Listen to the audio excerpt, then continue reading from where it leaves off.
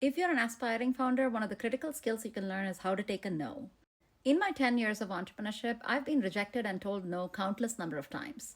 First of all, you'd want people to invest in your company, and most of the people you reach out to wouldn't want to do that. Next, to build a company, you'll want to hire some people and you'll reach out for that, and a lot of people will turn you down. And then let's say you build a product and you'd want to sell it, and you'd reach out to a lot of people and they wouldn't want to buy your product. These rejections will be soul crushing, they will be gut wrenching, but how you recover from them will be the single most important quality that defines you as an entrepreneur.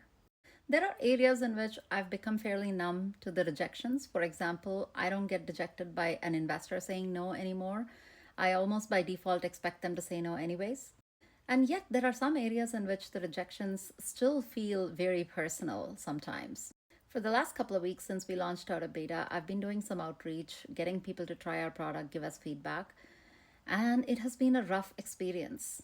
There are some people who have chosen to take the meeting with me, chosen to be very nice in their conversations, and even want to try our product out, and I'm super grateful for that already.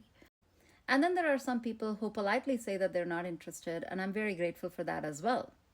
And then there's the class of people who just simply ghost you, which also I'm okay with given that it's a cold outreach and I don't expect everybody to respond to me.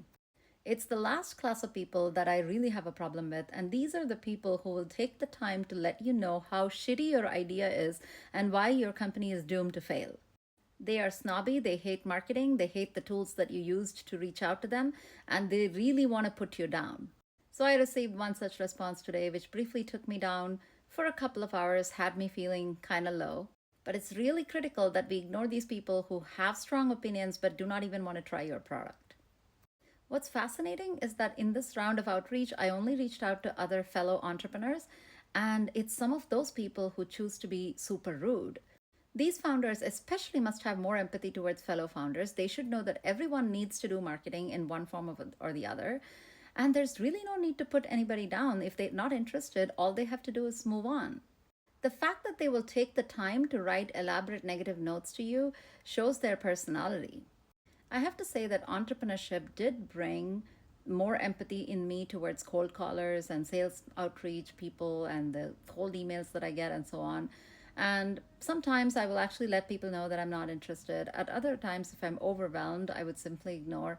But I've never done the hateful response back or telling people that, why their idea sucks.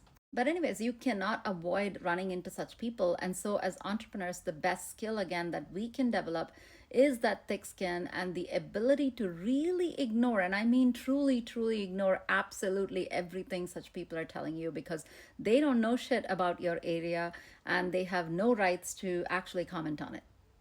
I'd go one step further to say that this is actually a life skill that's useful for everybody, whether or not you're an entrepreneur.